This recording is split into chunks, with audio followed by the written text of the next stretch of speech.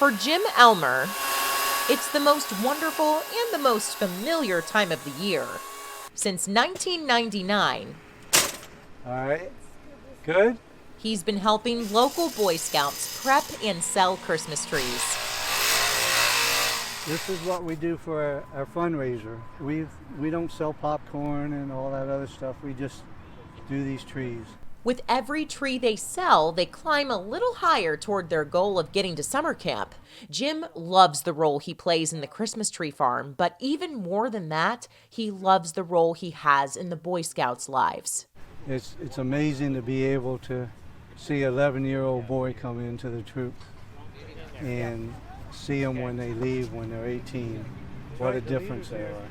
Everyone seems to agree Jim helps make that difference, and not just with Christmas trees, but with what he does behind the scenes, making sure the boys are taken care of.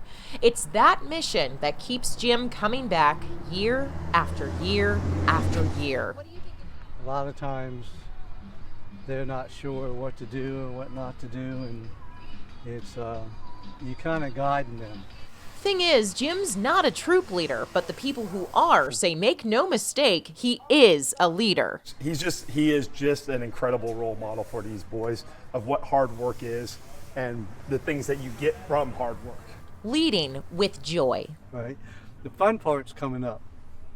Reporting in Orange County, Emily Braun, Spectrum News 13. 13's Emily Braun is live in our newsroom now. Emily, this is forcing some people who want to shop small to actually shop big instead. Right, Tammy. Experts say supply chain shortages are leading distributors to lean more on big box stores, less on small mom and pops.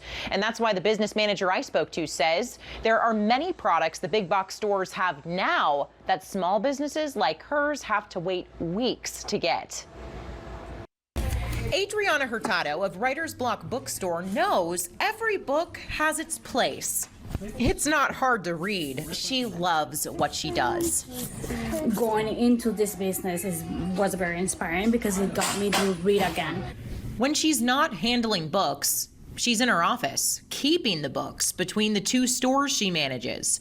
She says this holiday shopping season, they're taking a hit, while their big box competitors are getting more hits on their websites. So in many times, distributors, big distributors, or big business like Target, like Amazon, even like Costco, they will have the books, but we are not able to get them on time.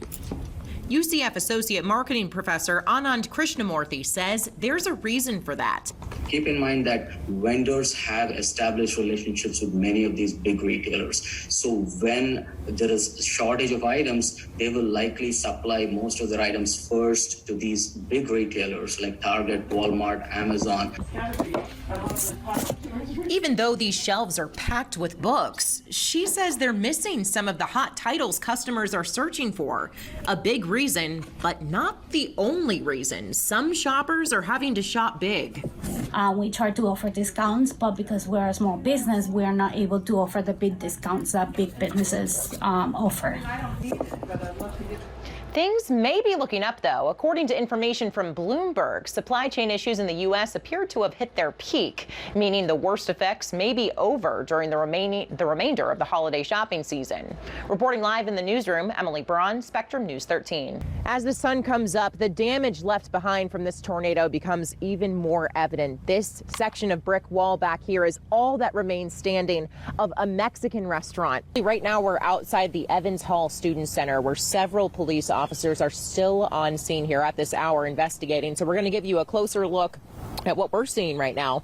I mean, Tammy, this sign really says it all. Not too early to start Christmas shopping, because the owner of Magpie says staffing is a concern, and they're trying to do as much as they can to get ahead of the holiday shopping rush now. Right now, we know hundreds of homes and businesses were destroyed by the tornadoes that came through here. Where I'm standing used to be a liquor store, and now there's nothing left except a little bit of beer and a lot of broken glass. It is a Mardi Gras celebration out here this evening, but not like those Mardi Gras parties that you're used to seeing. Rather, it's the commemoration of this, the Mardi Gras ship setting sail on its maiden voyage. 7:02 now. And now, as promised, that breaking news story we're following this morning. A suspect is dead after a stabbing threat led to shots fired at Florida Institute of Technology. This all happened last night before 11 o'clock. Spectrum News 13's Emily Braun joins us now live at the scene. And Emily, you've been gathering information as it comes quite quickly. What are you learning right now? What are you seeing? Right. So, Julie, right now we're outside the Evans Hall Student Center where several police officers are still on scene here at this hour investigating. So we're going to give you a closer look at what we're seeing right now. So several Melbourne police officers and FIT security initially responded just before 11 last night after a report of a suspect armed with an edged weapon assaulting students. And that suspect reportedly chased students inside a campus building where officers then went in to confront him.